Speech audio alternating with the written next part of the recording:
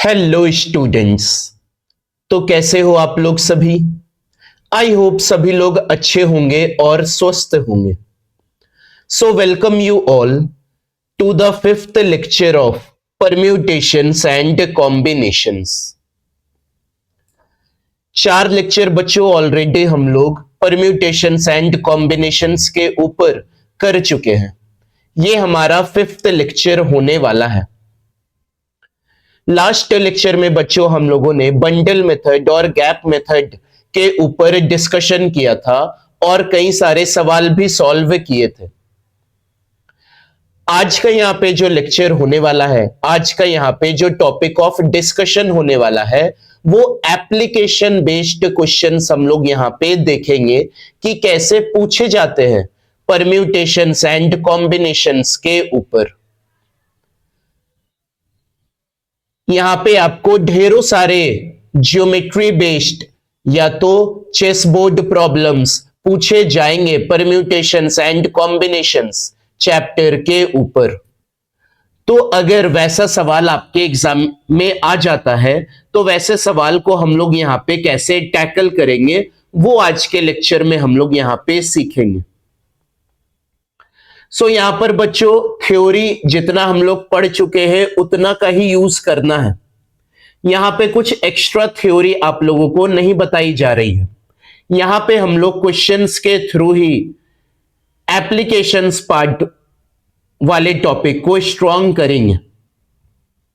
तो यहां पे चलते हैं डायरेक्ट। अब ज्योमेट्री और चेसबोर्ड का प्रॉब्लम से जो पूछा जाता है यहां पे वो कैसा पूछा जाता है वो देखते हैं। तो ये रहा पहला सवाल।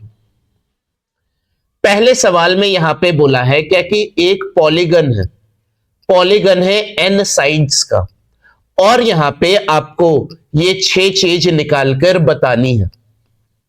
सबसे पहला निकालकर बताना है क्या कि अगर पॉलीगन मेरा n साइड्स का है तो उसमें कितने नंबर ऑफ लाइंस बन सकते हैं। सेकंड बोला है क्या कि पॉलीगन अगर मेरा n साइड्स का है तो उसमें कितने नंबर ऑफ डायगोनल्स बन सकते हैं।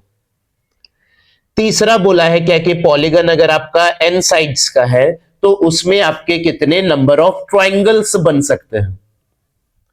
तो ज्योमेट्री बेस्ड प्रॉब्लम्स जो आपको देखने को मिलेंगे वो कुछ इस तरीके से देखने को मिलेंगे।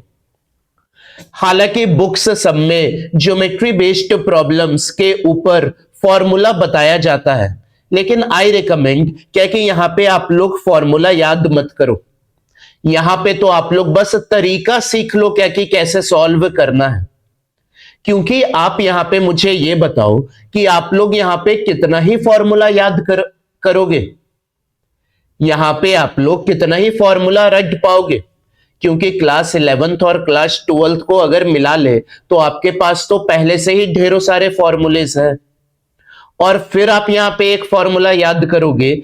एक नहीं, यहां पे जितने पॉइंट्स है मतलब 6 पॉइंट्स निकालना है तो आप यहां पे 6 फॉर्मूला और याद करोगे।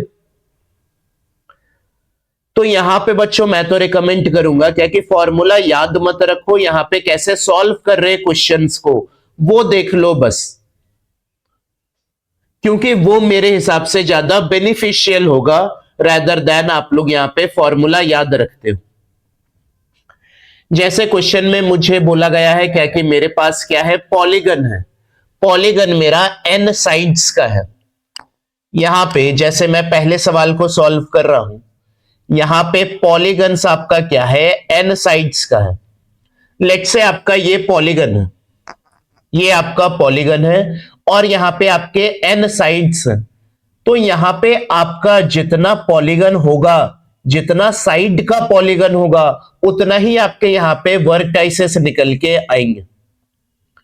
जैसे अगर मैं बात करूं ट्रायंगल का, तो ट्रायंगल में 3 साइड होता है। ट्रायंगल में 3 साइड्स होते हैं तो वर्टाइसेस भी कितने आते हैं निकल के, 3 वर्टाइसेस आते हैं।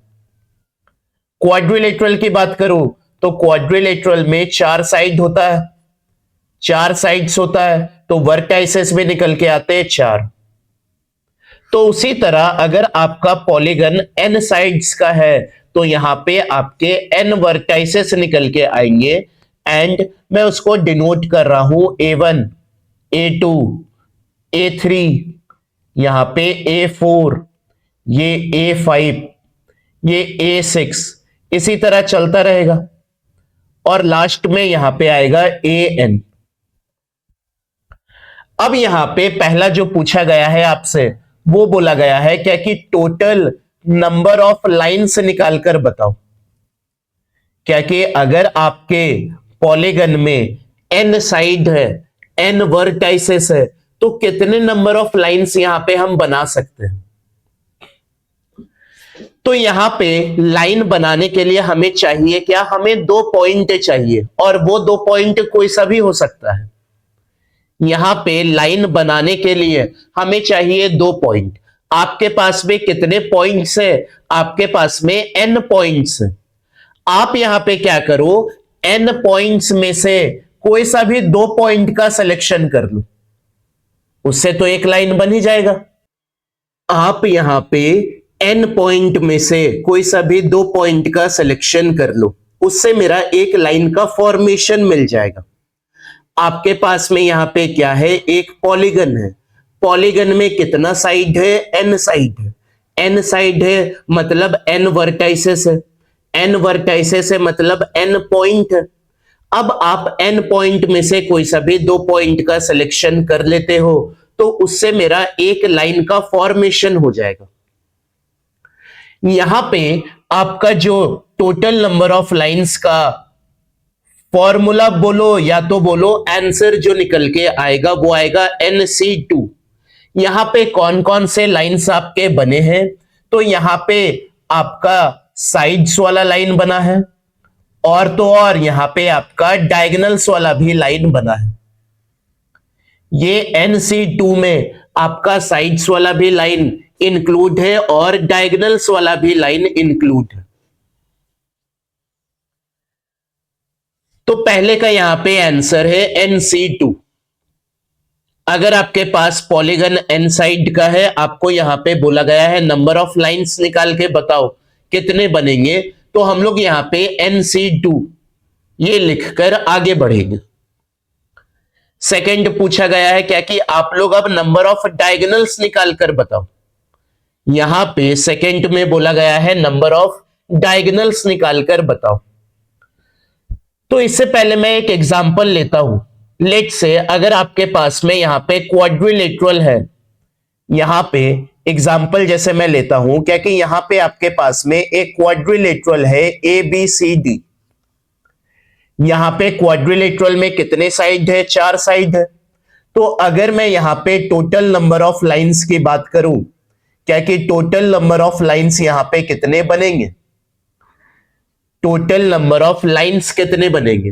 क्वाड्रिलेटरल में 4 साइड, 4 साइड का मतलब 4 वर्टाइसेस, 4 वर्टाइसेस का मतलब 4 पॉइंट है। तो 4 पॉइंट में से आप कोई सा भी 2 पॉइंट का सिलेक्शन कर लो, मतलब 4C2। इसको सॉल्व करेंगे तो 4 factorial upon 2 factorial into 2 factorial. तो यहां पे 6 लाइंस आएगा बनकर। ये 6 लाइंस को मैं यहां पे काउंट करके भी बता सकता हूं कौन कौन सा लाइन आएगा, AB आएगा, BC आएगा, CD आएगा, यहां पे AD आएगा। 4 तो ये साइड्स ही आ गए, 4 क्या आ गए, साइड्स आ गए। और यहां पे 2 डायगोनल आएगा which is AC and BD। ये 2 क्या है, ये 2 डायगोनल्स आए। मतलब यहां पे आप देख रहे हो क्या कि जितना पॉलीगन का साइड है, जैसे 4 साइड है तो 4 साइड तो आएगा ही। अगर मानो पॉलीगन का n साइड है तो n साइड तो आएगा ही, प्लस में कुछ डायगोनल्स भी निकल के आएंगे। तो यहां पर हमें जब पता है क्या कि पॉलीगन में n साइड है तो NC2 लाइंस बनेगा।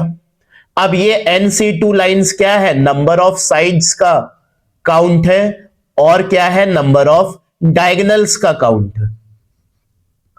नंबर ऑफ साइड्स का काउंट है और तो और यहां पे नंबर ऑफ डायगोनल्स का भी काउंट है। यहां पे अगर पॉलीगन में n साइड है तो n साइड तो बनेगा ही, प्लस यहां पे नंबर ऑफ डायगोनल्स। अब यहां पे नंबर ऑफ डायगोनल्स जो है वो आप लोगों को मिल जाएगा कितना बनेगा।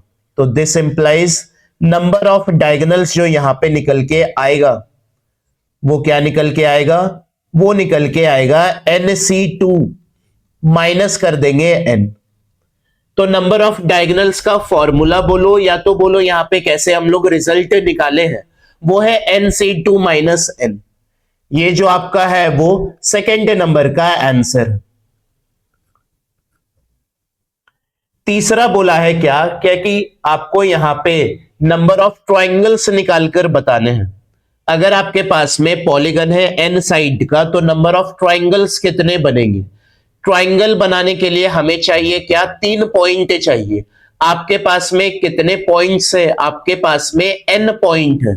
तो n पॉइंट में से आप कोई सा भी 3 पॉइंट का सिलेक्शन कर लो, मतलब NC3 नंबर ऑफ ट्रायंगल्स यहां पे बनके आएंगे। नंबर ऑफ लाइंस बनाना है, लाइन बनाने के लिए हमें चाहिए 2 पॉइंट, तो NC2 लिए थे। ट्रायंगल्स बनाना है, ट्रायंगल बनाने के लिए हमें चाहिए 3 पॉइंट, कोई सा भी 3 पॉइंट हो जाए। तो यहां पे नंबर ऑफ ट्रायंगल्स जो बन के आएंगे वो है NC3। अब यहां पे क्या बोला है, 4th, 5th, 6th में थर्ड को ही इंप्रोवाइज कर दिया है। जैसे नंबर ऑफ ट्रायंगल्स तो आप बताओ, लेकिन आप ऐसा नंबर ऑफ ट्रायंगल्स निकालकर बताओ जहां पे आपका 2 क्या है, कॉमन साइड होना चाहिए। किसके साथ कॉमन होना चाहिए, पॉलीगन के साइड के साथ कॉमन होना चाहिए। यहां पे आपको टोटल नंबर ऑफ ट्रायंगल्स का काउंट बताना है which have 2 common side with sides of polygon. मतलब पॉलीगन का 2 साइड कॉमन होना चाहिए ट्रायंगल के साथ। इस चीज को मैं यहां पे समझाता हूं और अच्छे तरीके से। यहां पे आपके पास में क्या है, यहां पे आपके पास में पॉलीगन है। पॉलीगन यहां पे आपके पास में n साइड का है, तो A1 A2, यहां पे A3 A4 A5, ये A6, यहां पे आपका AN है। ये जो पॉलीगन है आपका वो n साइड का पॉलीगन है। यहां पे क्या बोला है आपको, यहां पे ट्रायंगल्स निकालकर बताने हैं। ट्रायंगल का 2 साइड जो होना चाहिए वो कॉमन होना चाहिए पॉलीगन के साइड से। तो यहां पे अगर मैं ट्रायंगल बनाऊं ना, तो ट्रायंगल बनाने के लिए मुझे चाहिए 3 वर्टाइसेस। तो यहां पे मैं A1 A2 A3 इन 3 पॉइंट को ज्वाइन करके एक ट्रायंगल बना सकता हूं। जैसे अगर मैं यहां पे A1 A2 A3 बनाया, तो यहां पे A1 A3 को ज्वाइन करूंगा मैं। तो यहां पे A1 A3 को मैंने जो ज्वाइन किया, तो एक ट्रायंगल बना है A1 A2 A3, जहां पे A1 A2 और A2 A3 क्या है, कॉमन साइड है पॉलीगन के साइड से। यहां पे जो क्वेश्चन डिमांड कर रहा था वही चीज यहां पे हम लोग सेटिस्फाई करवाना चाह रहे हैं। यहां पे मैं एक ट्रायंगल A1 A2 A3 बना सकता हूं। A1 A2 A3 ट्रायंगल जो मैं बना रहा हूं, यहां पे मुझे 2 कॉमन साइड दिख रहा है जो पॉलीगन के साइड से मैच हो रहा है। उसी तरह मैं यहां पे A2 A3 और A4 इन 3 पॉइंट से भी मैं एक ट्रायंगल बना सकता हूं। यहां पे A2 और A4 को ज्वाइन कर देते हैं, तो यहां पे A2 A3 और यहां पे A3 A4 ये क्या है, ट्रायंगल का 2 कॉमन साइड है जो मैच कर रहा है पॉलीगन के साइड से। यहां पे और क्या क्या हो सकता है, यहां पे A3 A4 A5, उसी तरह यहां पे चलता रहेगा तो लास्ट में AN A1 A2, मतलब इतने तरह के ट्रायंगल्स बन सकते हैं। अब इसी का आपको यहां पे टोटल काउंट बताना है। तो हमने यहां पे A1 से स्टार्ट किया था, लास्ट किया AN तक, मतलब यहां पे कितने नंबर ऑफ ट्रायंगल्स बने हैं, यहां पे टोटल नंबर ऑफ ट्रायंगल्स कितने बने हैं। यहां पे A1 से स्टार्ट किया था, AN पे खत्म कर रहे हैं, तो टोटल नंबर ऑफ ट्रायंगल्स जो यहां पे बने हैं वो बने हैं N।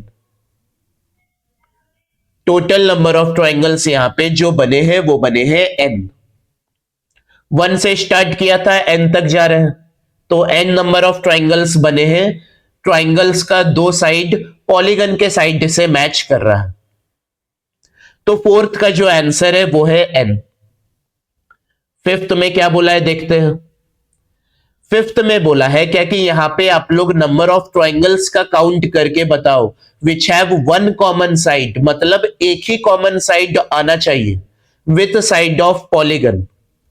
यहां पे एक ही कॉमन साइड आना चाहिए, तो यहां पे एक कॉमन साइड आना चाहिए। तो ये सवाल जो है वो हम लोग केसेस बना के सॉल्व करेंगे। जैसे यहां पे पहला केस लेते हैं, केस 1। यहां पे एक साइड बोला है कॉमन लेने पॉलीगन के साइड से, तो एक साइड कॉमन लेते हैं, जैसे a1 a2। यहां पे a1 a2 को सेलेक्ट किए तो मेरा एक साइड कॉमन आ गया। अब ट्राइंगल बनाने के लिए मुझे एक वर्टेक्स और चाहिए, तो यहां पे थर्ड वर्टेक्स का सिलेक्शन करते हैं। थर्ड वर्टेक्स आपका क्या क्या होना चाहिए? थर्ड वर्टेक्स आपका a3 नहीं होना चाहिए। क्यों नहीं होना चाहिए? क्योंकि अगर a3 हम लोग सेलेक्ट कर लेंगे तो दो कॉमन साइड आ जाएगा। सिमिलरली अगर हम लोग an सेलेक्ट कर लेंगे तब भी मेरा दो कॉमन साइड आ जाएगा, क्योंकि a1 a2 तो हम लोग सेलेक्ट कर ही चुके हैं। तो यहां पे मेरा थर्ड वर्टेक्स जो होना चाहिए वो a4 होना चाहिए, या तो a5 होना चाहिए, या तो a6 होना चाहिए, उसी तरह करके an-1 तक होना चाहिए। मतलब यहां पे कितनी पॉसिबिलिटीज है आपके पास में? टोटल n वर्टेक्स है। n वर्टेक्स में आप यहां पे दो वर्टेक्स पहले ही सेलेक्ट कर चुके हो। यहां पे आप a3 को सेलेक्ट नहीं कर सकते और an को सेलेक्ट नहीं कर सकते। मतलब n वर्टेक्स में चार वर्टेक्स तो ऐसे ही निकल गए। तो यहां पे पॉसिबिलिटीज कितनी है? n-4 पॉसिबिलिटीज है।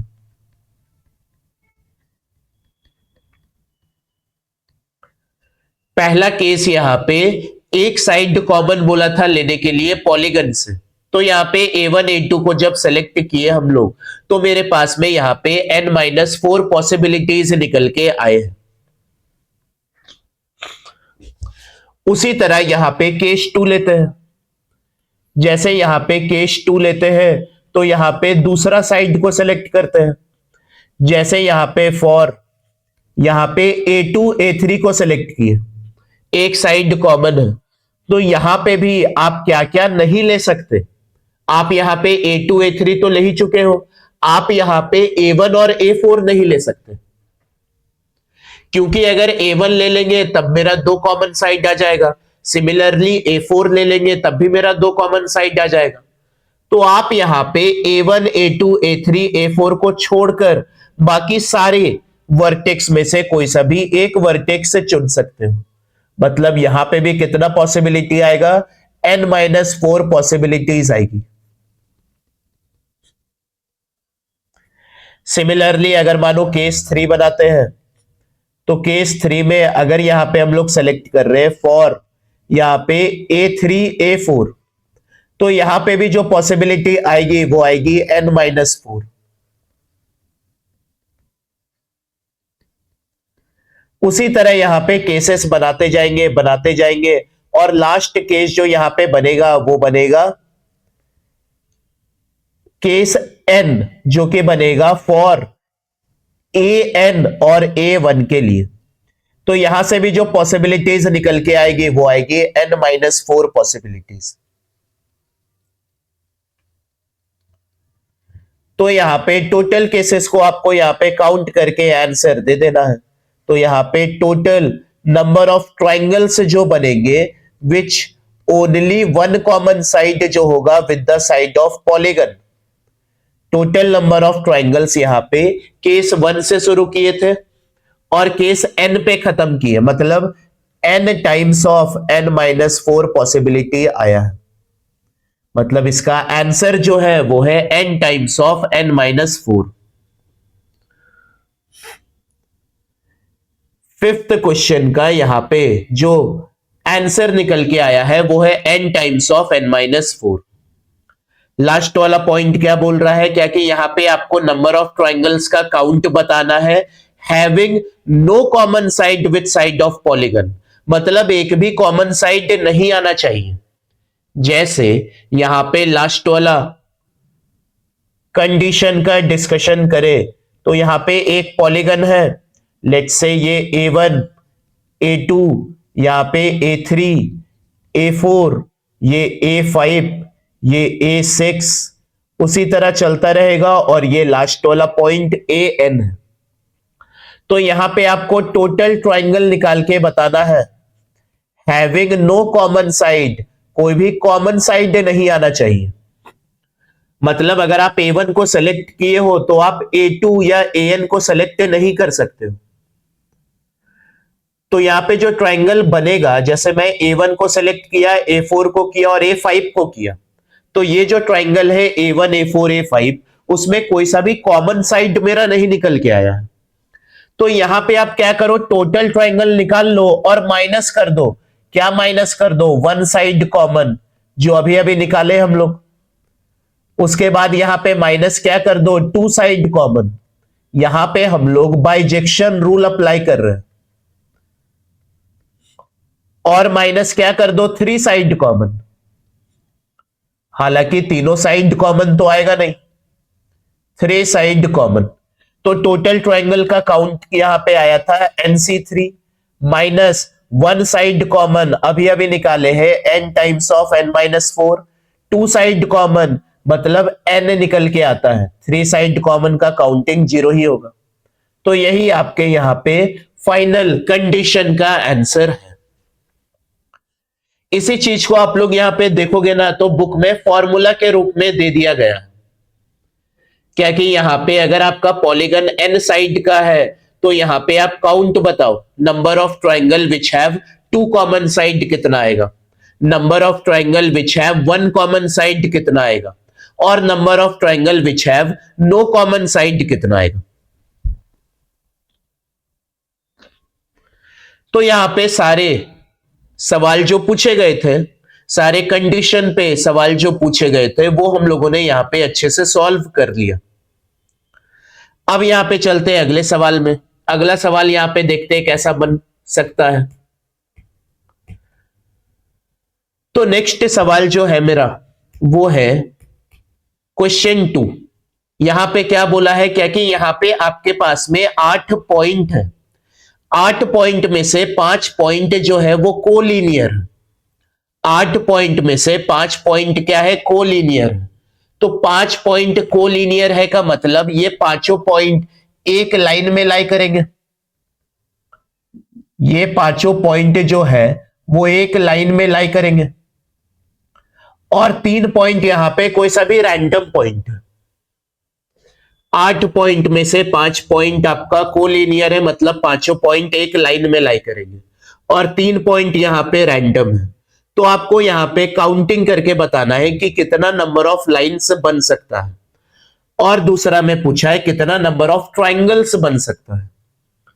तो अभी अभी यहां पे हम लोग करके आए सवाल, लाइन बनाने के लिए हमें क्या चाहिए, 2 पॉइंट चाहिए, और ट्राइंगल बनाने के लिए हमें यहां पे क्या चाहिए, 3 पॉइंट चाहिए। तो यहां पे पहले कंडीशन को हम लोग सॉल्व कर रहे हैं कि यहां पे काउंटिंग बताना है कितना लाइंस का फॉर्मेशन होगा। तो यहां पे अगर काउंट करें तो एक लाइन तो मेरा बनेगा इन 5 पॉइंट से जो कोलिनियर है। दूसरा, ये जो 3 पॉइंट रैंडमली डिस्ट्रीब्यूटेड है, उन 3 पॉइंट में से हम कोई सा भी 2 पॉइंट का सिलेक्शन कर लेंगे तो मेरा एक लाइन बन जाएगा। और यहां पे क्या कॉम्बिनेशन है, क्या कि आपका जो यहां पे 5 पॉइंट है कोलिनियर, उससे कोई सा भी एक पॉइंट सेलेक्ट कर लो, और 3 पॉइंट जो रैंडमली है उससे कोई सा भी एक पॉइंट सेलेक्ट कर लो, तब भी मेरा यहां पे एक लाइन का फॉर्मेशन हो जाएगा। तो यहां पे जो टोटल नंबर ऑफ लाइन का काउंट आएगा वो आएगा 1 + 3C2 + 5C1 × 3C1। इसी को यहां पे आप लोग सॉल्व कर दोगे तो यहां पे टोटल नंबर ऑफ लाइन का काउंट जो है वो आप लोगों को मिल जाएगा। इस सवाल को मैं यहां पे बाइजेक्शन के मदद से भी कर सकता हूं। बाइजेक्शन के मदद से आप तो यहां पे क्या करो, जितना पॉइंट है उससे जितना लाइन बन सकता है वो बना लो। तो यहां 8 पॉइंट है, 8 पॉइंट में से 2 पॉइंट का सिलेक्शन करेंगे तो एक लाइन तो बन ही जाएगा। अब यहां पे माइनस क्या कर दो, जितना पॉइंट कोलिनियर है, तो 5 पॉइंट कोलिनियर है तो 5C2 माइनस कर दिए। अब यहां पे लास्ट में आपको +1 भी करना पड़ेगा। ये +1 क्यों किए हैं, क्योंकि हम लोग 5 पॉइंट जो कोलिनियर था ना, उससे एक लाइन तो बनेगा ही ना। हम लोग यहां पे जब माइनस किए तो सारा माइनस कर दिए, हालांकि 5 पॉइंट जो कोलिनियर है उससे एक लाइन का फॉर्मेशन तो होगा ही, इसीलिए उसको लास्ट में काउंट कर लिए +1 में।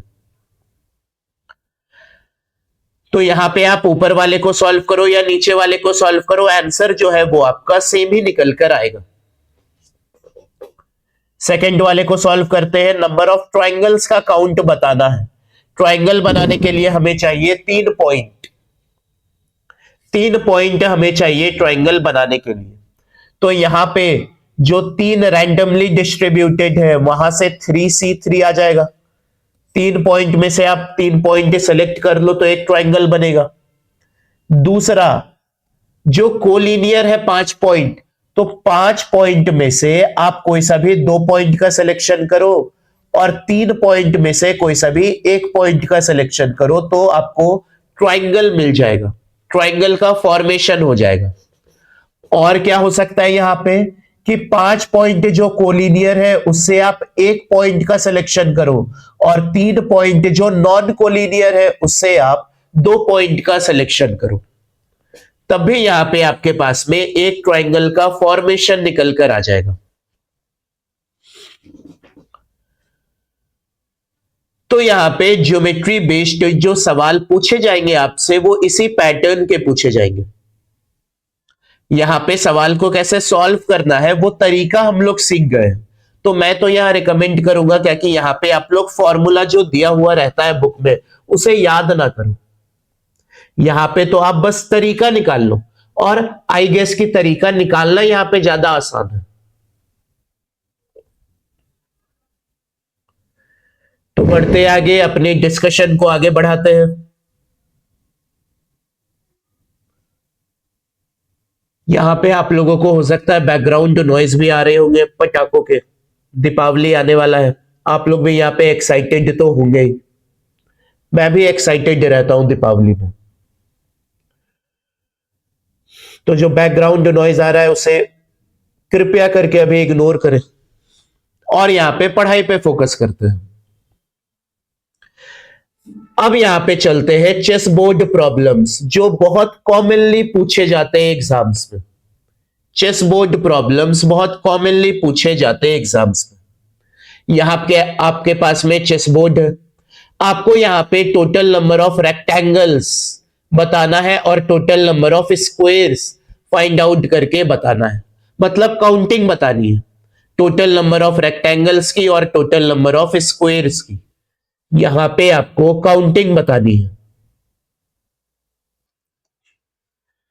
तो इस सवाल को हम लोग यहां पे सॉल्व कैसे करेंगे, आपको यहां पे total number of rectangles any size का काउंट करके बताना है। यहां पे बच्चों देखो, आप लोगों को यहां पे बहुत मेहनत करने की जरूरत है। जितना मेहनत मैं कर रहा हूं ना, उससे भी ज्यादा मेहनत आप लोगों को करने की जरूरत है, क्योंकि मैंने अपने सिलेक्शन के लिए तो मेहनत किया ही था, आपके सिलेक्शन के लिए भी मैं यहां पे मेहनत कर रहा हूं। तो आप लोग ये मान के चलो, मैं जितना मेहनत कर रहा हूं उससे 2 गुना 3 गुना आपको यहां पे मेहनत करने की जरूरत है। हालांकि मुझे यहां पे पता है क्या कि आप लोग सभी लोग मेहनत कर रहे हो, आप लोग यहां पे सभी लोग डिटर्मिनेशन के साथ पढ़ाई कर रहे हो, और अगर आपको मेरी भी मेहनत अच्छी लग रही है तो आप लोग प्लीज इसे ज्यादा से ज्यादा शेयर करो और मेरे चैनल को लाइक और सब्सक्राइब करो। तो चलते हैं यहां पे सवाल के ऊपर। तो आप यहां पे क्या इमेजिन कर रहे हो कि यहां पे मैं एक रेक्टेंगल बना सकता हूं 2x1 का, यहां पे मैं एक रेक्टेंगल बना सकता हूं 2x1 का। यहां पे आप एक रेक्टेंगल ऐसा भी बना सकते हो 1x2 का। आप एक रेक्टेंगल 1x2 का बना सकते हो। ये जो दोनों साइज के रेक्टेंगल्स हैं वो आपको और भी जगह दिखाई देंगे, लेकिन ये तो मैंने सिर्फ एक तरह का एग्जांपल लिया। ऐसे तो आपके बहुत सारे एग्जांपल्स हो सकते हैं। ऐसे आपके 3x5 का भी एक रेक्टेंगल हो सकता है। तो रेक्टेंगल तो हमारे बहुत सारे बन रहे हैं, लेकिन मैं यहां पर एक और बात क्लियर करना चाह रहा हूं सभी बच्चों को कि यहां पे एक रेक्टेंगल जो बनेगा वो 1x1 का भी बनेगा। ये जो एक रेक्टेंगल बना है वो 1x1 का भी बना है। 1x1 आपको यहां पे स्क्वायर नजर आ रहा होगा, लेकिन स्क्वायर क्या है? स्पेशल केस होता है रेक्टेंगल का। रेक्टेंगल का डेफिनेशन क्या है कि आमने सामने की साइड और एडजेसेंट साइड का एंगल 90 डिग्री होना चाहिए।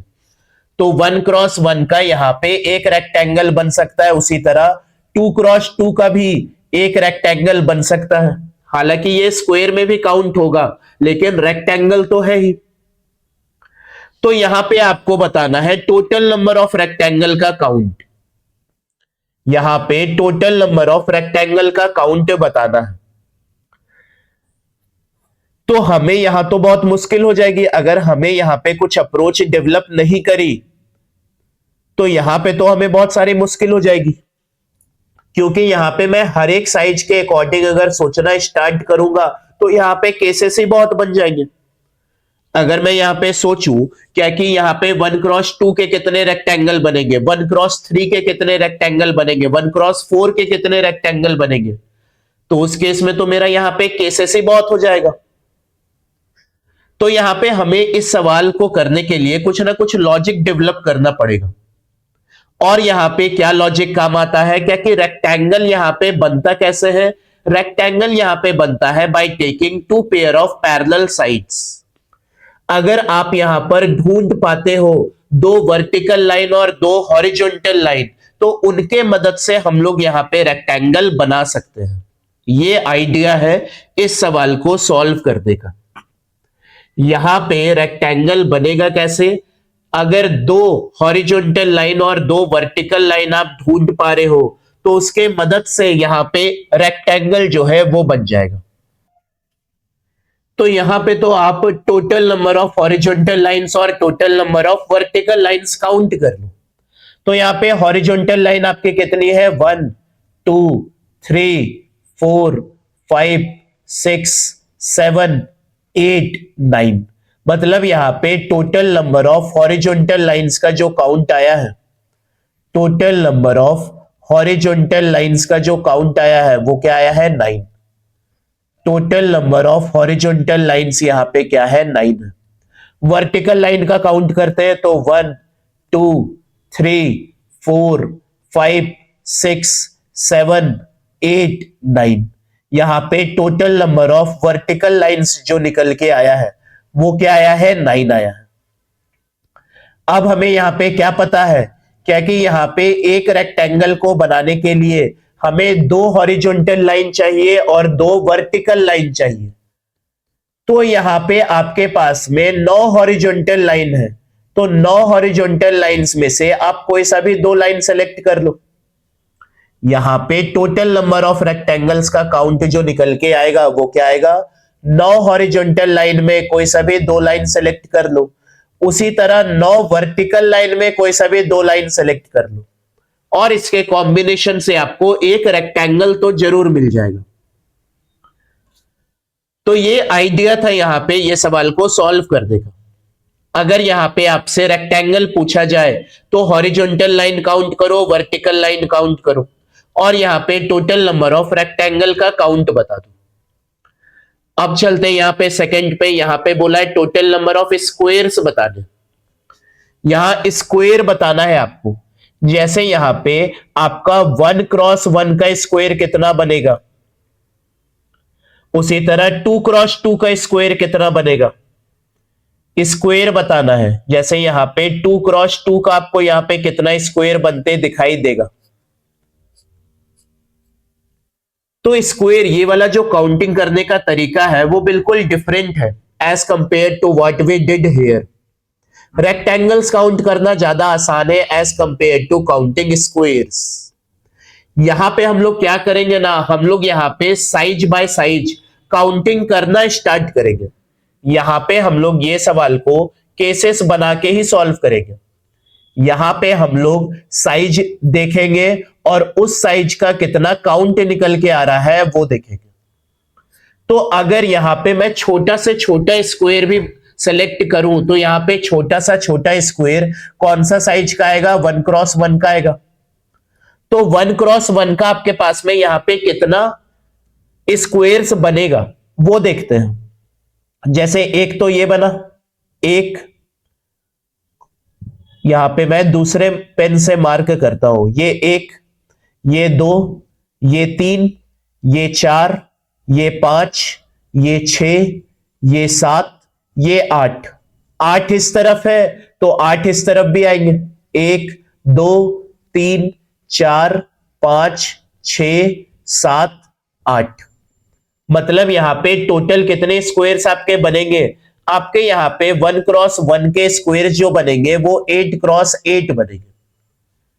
चेसबोर्ड की अगर बात करें तो चेसबोर्ड में 64 बॉक्स होते हैं, तो 1x1 के 64 तो आएंगे ही निकल के, तो 8x8 64 आएंगे। अब यहां पे साइज को इंक्रीज करते हैं। अब यहां पे 2x2 देखते हैं कितना आएगा। 2x2 साइज के स्क्वायर कितना बनेंगे, 2x2 साइज यहां पे एक मार्क है, मतलब इन दोनों को मिला के एक बना। उसी तरह इन दोनों को मिला के एक बनेगा, इन दोनों को मिला के एक बनेगा, इन दोनों को मिला के एक बनेगा, इन दोनों को मिला के एक बनेगा, इन दोनों को मिला के, और लास्ट में इन दोनों को मिला के एक 2x2 का स्क्वायर बनेगा। तो यहां पे काउंटिंग कितना हो गया, 1 2 3 4 5 6 7। 7 वर्टिकल है तो 7 हॉरिजॉन्टल भी आएगा, मतलब 2x2 का जो स्क्वायर बनेगा वो बनेगा 7x7। अब यहां पे आप क्या ऑब्जर्व कर रहे हो, क्या कि यहां पे आप जैसे जैसे साइज बढ़ाते जा रहे हो, जैसे 1x1 2x2, उसी तरह आपका काउंटिंग जो है वो कम होते चला जा रहा है। अब बनेगा 3x3, फिर 4x4, फिर 5x5, फिर 6x6, 7x7 और लास्ट में बनेगा 8x8। जैसे जैसे यहां पे आप साइज इंक्रीज करते जाओगे वैसे वैसे काउंटिंग जो है वो कम होती चली जाएगी, मतलब 3x3 साइज का स्क्वायर जो बनेगा वो 36 स्क्वायर बनेगा। उसी तरह ये 5 इंटू 5, 4 इंटू 4, यहां पे 3 इंटू 3, 2 इंटू 2 और 8x8, मतलब पूरा का पूरा चेस बोर्ड 8x8 का होता है, तो यहां पे एक स्क्वायर बनेगा। अब इसी को काउंट करके यहां पे आंसर रिपोर्ट कर दो। तो जब आप इसको काउंट करोगे तो काउंटिंग जो आएगा वो आएगा 204। तो यहां पे आपके चेसबोर्ड में टोटल स्क्वायर्स जो आपको देखने को मिलेंगे कोई भी साइज के, वो 204 स्क्वायर्स देखने को मिलेंगे। ये जो बच्चों चेसबोर्ड का प्रॉब्लम था वो बहुत कॉमन प्रॉब्लम था।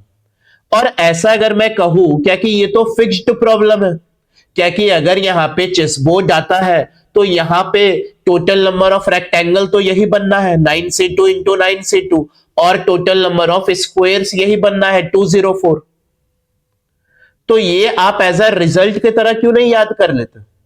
आप यहां पे ये कह सकते हो क्या कि सर ये मैं एज अ रिजल्ट की तरह क्यों नहीं याद कर लूं, क्योंकि चेसबोर्ड में यहां पे जो बॉक्स है वो तो 64 बॉक्स ही रहेंगे। तो यहां पे मैं इसको एज अ रिजल्ट की तरह क्यों नहीं याद कर लूं, ये आप मुझे समझाए कि क्या कि यहां पे रेक्टेंगल कैसे बनाना है, स्क्वायर्स का काउंट कैसे करना है, ये सारा काउंटिंग आप मुझे करके क्यों दिखाएं। क्योंकि बच्चों यहां पे चेसबोर्ड ना पूछ के आपको यहां पे कोई सा भी साइज का बोर्ड पूछ सकता है एग्जाम में। जैसे यहां पे आपको बोर्ड का साइज दे दिया है 7x5, यहां पे आपको बोर्ड का साइज क्या दिया है 7x5। अब यहां पे बोला है क्या कि यहां पे आप काउंटिंग करके बताओ रेक्टेंगल का कोई भी साइज और स्क्वायर्स का कोई भी साइज। रेक्टेंगल का कोई भी साइज काउंट करना है और स्क्वायर्स का कोई भी साइज काउंट करना है। जैसे मैं यहां पे रेक्टेंगल काउंट करूं तो एक रेक्टेंगल तो मेरा ये बनेगा, रेक्टेंगल हुआ ये। उसी तरह एक रेक्टेंगल यहां बनेगा। तो यहां पे रेक्टेंगल का काउंटिंग कराने का आइडिया क्या सीखे अभी हम लोग, कि यहां पे आप लोग है ना total number of horizontal line देखो और टोटल वर्टिकल लाइन देखो। तो हॉरिजॉन्टल लाइन अगर मैं देखूंगा तो यहां पे कितनी लाइन से, 1 2 3 4 5 6। वर्टिकल लाइन देखूंगा तो 1 2 3 4 5 6 7 8।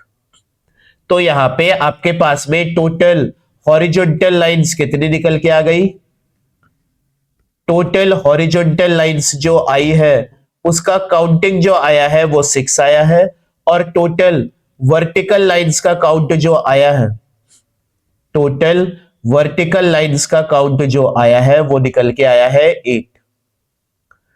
आपको यहां पे बताना है क्या, टोटल नंबर ऑफ रेक्टेंगल्स। तो रेक्टेंगल बनाने के लिए कोई सा भी दो हॉरिजॉन्टल लाइन चूज कर लो और कोई सा भी दो वर्टिकल लाइन चूज कर लो। तो यहां पे 6 हॉरिजॉन्टल लाइन में 2 लाइन का चूज करने का तरीका 6C2, 8 वर्टिकल लाइन में 2 लाइन का चूज करने का तरीका 8C2। तो यहां पे इतने काउंट रेक्टेंगल्स के निकलकर आएंगे, 6C2 इंटू 8C2। सेकेंड वाला सॉल्व करते हैं क्या, कि यहाँ पे स्क्वायर्स का काउंटिंग कैसे निकलेगा। तो स्क्वायर्स का काउंटिंग तो देखो हम लोग यहाँ पे काउंट ही करेंगे। स्क्वायर बनाए जैसे 1 क्रॉस 1 का स्क्वायर बनेगा, 2 क्रॉस 2 का स्क्वायर बनेगा, 3 क्रॉस 3 का स्क्वायर बनेगा। यहाँ पे स्क्वायर जो बनाएंगे वो 1 क्रॉस 1 बनेगा, 2 क्रॉस 2 बनेगा। तो यहाँ पे आप लोग क्या करो, केसेस बना के काउंट ही कर लो। साइजेस यहां पे लिखेंगे और यहां पे काउंटिंग लिखते हैं। तो यहां पे 1 क्रॉस 1 का स्क्वायर कितना बनेगा, 2 क्रॉस 2 का स्क्वायर कितना बनेगा, 3 क्रॉस 3 का स्क्वायर कितना बनेगा, 4 क्रॉस 4 का स्क्वायर कितना बनेगा, 5 क्रॉस 5 का स्क्वायर कितना बनेगा। यहां पे आपका जो मैक्सिमम स्क्वायर का साइज बन सकता है वो 5 क्रॉस 5 ही बन सकता है, क्योंकि यहां पे आपका जो बॉक्स दिया हुआ है वो 5 ही दिया है, 1 2 3 4 5। तो मैं 5 ही, 1 2 3 4 5 यही बॉक्स चुनूंगा जो 5 क्रॉस 5 का स्क्वायर बना के देगा। तो मैक्सिमम साइज जो बन सकता है वो 5 क्रॉस 5 तक का ही बन सकता है। यहां पे साइजेस लिखे, आप काउंटिंग करना स्टार्ट करते हैं। तो 1 क्रॉस 1 का कितना स्क्वायर बनेगा, तो ये 1, ये 2, ये 3, ये 4 5 6 7, 7 इस तरफ और 5 इस तरफ, 1 2 3 4 5, मतलब 1 क्रॉस 1 का बनेगा 7 क्रॉस 5। अब हम लोग क्या करते हैं, जैसे जैसे साइज बढ़ते गया वैसे वैसे काउंटिंग भी कम होते चली जाएगी। तो ये आएगा 6 इंटू 4, 7 कम हुआ 6 में, 5 कम हुआ 4 में। ये आएगा आपका 5 इंटू 3, फिर आएगा 4 इंटू 2, और 5 क्रॉस 5 का जो बनेगा वो बनेगा 3 इंटू 1, मतलब 3 स्क्वायर बनेगा जिसका साइज 5 क्रॉस 5 रहेगा। और वो दिख भी रहा है, एक स्क्वायर तो मैंने बनाया 5 क्रॉस 5 का, दूसरा बना सकता हूं यहां से लेके यहां तक का, तीसरा बना सकता हूं यहां से यहां तक का। तो यहां पे 5 क्रॉस 5 के जो स्क्वायर्स बनेंगे वो 3 बनेंगे, 3 निकल के आएंगे। बस आप क्या करो, इसी का काउंट कर लो। तो जब आप इसका काउंट करोगे तो यहां पे आपको जो टोटल नंबर ऑफ स्क्वायर्स मिलेंगे वो 85 मिलेंगे ऑफ एनी साइज।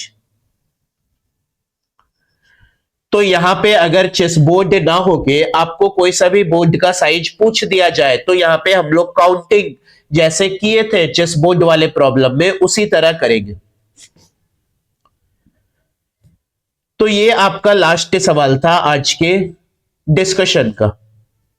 तो यहां पे हम लोगों ने 4 सवाल सॉल्व किए हैं और चारों सवाल को सॉल्व करने का तरीका सीखे हैं, रादर देन यहां पे फॉर्मूला याद कर दो।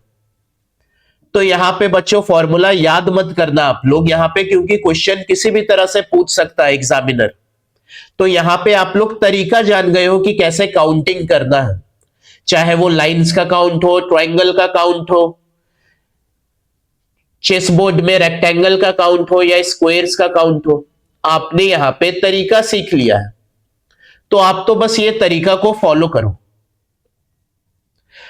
आप यहां पे और भी क्वेश्चंस ट्राई करना, आपको यहां पे बुक्स में बहुत सारे सवाल देखने को मिल जाएंगे based on geometry and chess board problems. तो यहां पे आप लोग जितना ट्राई करोगे आपको यहां पे कंसेप्ट पे उतना ही मजबूती महसूस होगी, फील होगी। तो चलो बच्चों, आज का लेक्चर हम लोग यहीं पे खत्म करते हैं। अगला जो लेक्चर होगा परम्यूटेशन एंड कॉम्बिनेशन के ऊपर, उसमें हम लोग सर्कुलर परम्यूटेशन के बारे में डिस्कशन करने वाले हैं। Circular permutation is a very good topic और एग्जाम्स में सवाल भी पूछे जाते हैं सर्कुलर परम्यूटेशन के ऊपर। तो टिल देन बच्चों, आप लोग यहां पे प्रैक्टिस करते रहो। जो भी क्वेश्चन में डाउट होगा वो आप लोग मुझे कमेंट सेक्शन के थ्रू बता सकते हो। So stay tuned for the next lecture and thank you.